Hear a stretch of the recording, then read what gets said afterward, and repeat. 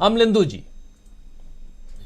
राजीव जी, देखिए, एक तो सबसे बड़ी बात जो है वो ये है कि मोहित्रा ने पूछा था कि पागल की हासिल हमारी वित्त मंत्री जो हैं आदरणीय निर्मला सीतारमण जी जब खड़ी हुई और उन्होंने जब इसका उत्तर दिया तो उन्होंने दिया कि पागल के हाथ में माचिस जनता ने दी।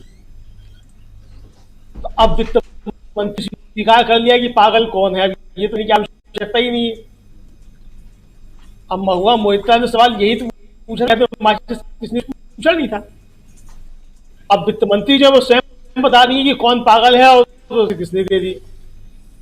तो जहां इतना ज्ञानवान वित्त मंत्री हमारी सरकार में है, तो वहां पे अब ये प्रश्न का है ही नहीं कि अमलेंदु जी माफी चाहूंगा, मैं चाहूंगा कि एक बार आप दोबारा वो होइए, जुड़ जाइए तो शायद आवाज ठीक आए, क्योंकि डिस्टरबेंस से थोड़ा सा, और बहुत महत्वपूर्ण बातें आप रखते हैं और यहाँ पर इसका जो अभी आप कह रहे हैं और जो सवाल जवाब है सदन के अंदर, जो सवाल है और सदन के अंदर ही जो जवाब है, मैं लोकसभा की बात कर रहा हूं दोस्तों। इस वक्त शीतकालीन सत्र हम देख रहे हैं चल रहा है और उसमें बहुत ही शानदार मसले पर बातचीत चल रही है। देश की आर्थिक स्थिति की बात हो, चाहे राजनीति में जीत और हार की बात हो, चाहे देश छोड़कर जाने वाले लोगों की बात हो, बहुत सारे मसलों पर यहां सवाल किए गए और पूछा गया एक दूसरे अंदाज में कि हु इज पप्पू नाउ, यानी अब पप्पू कौन है। तो उसका जवाब देते हुए और उसके साथ साथ एक और शेर भी वहां रखा गया, तो सवा शेर बनने की कोशिश वहां हुई। वो क्यों हुई ये समझ रहे हैं हम अमलेंदु उपाध्याय जी के जरिए। अमलेंदु जी, आपके पास फिर से आना चाहूंगा, आप अपनी बात आगे बढ़ाइए, और क्योंकि बार बार थोड़ा सा जर्क आ रहा है आपके वीडियो में, फिर भी हम समझने की कोशिश करते हैं जी।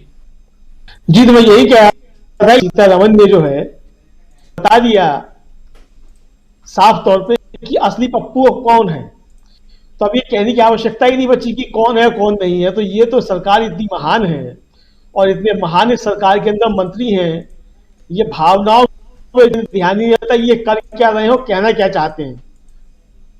तो ये तो एक तरीके से साफ चीज जो है ये सामने निकल करके आ गई है राजीव जी।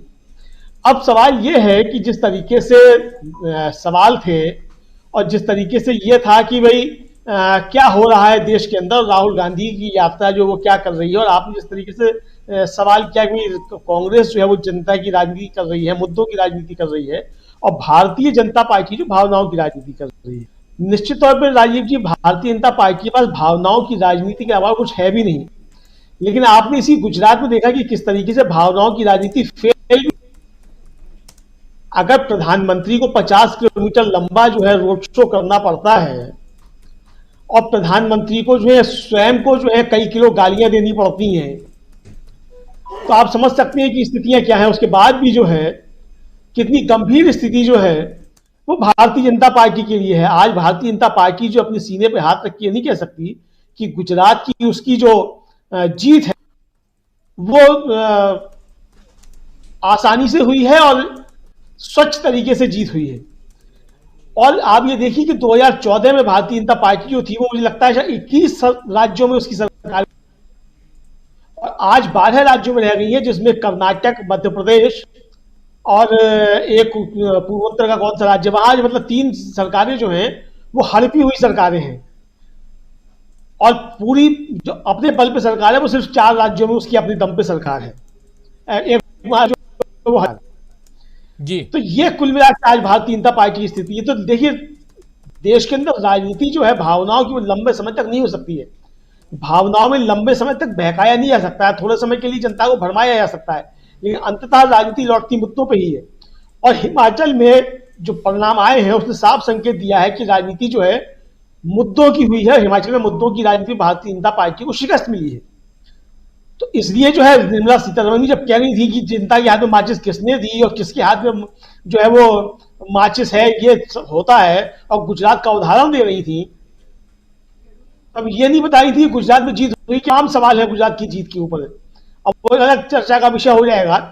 लेकिन करके निर्मला सीतारमण का जो वक्तव्य था वो कुल मिला के महुआ मोइत्रा का जवाब जो कहीं से भी था नहीं। महुआ मोइत्रा का जो था एक जो बीच में चीज थी वो और सुनवाई आनी चाहिए थी, जो उन्होंने बीच में कहा था पंगा नहीं लेने का।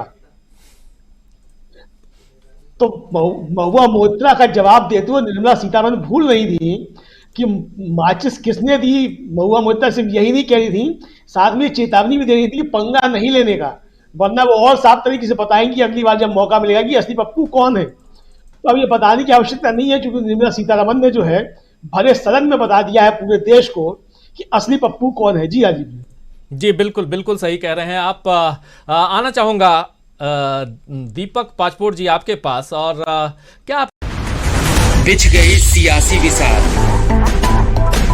खेला जा रहा है सियासी खेल, जारी है वार पलटवार, शह और मात के खेल में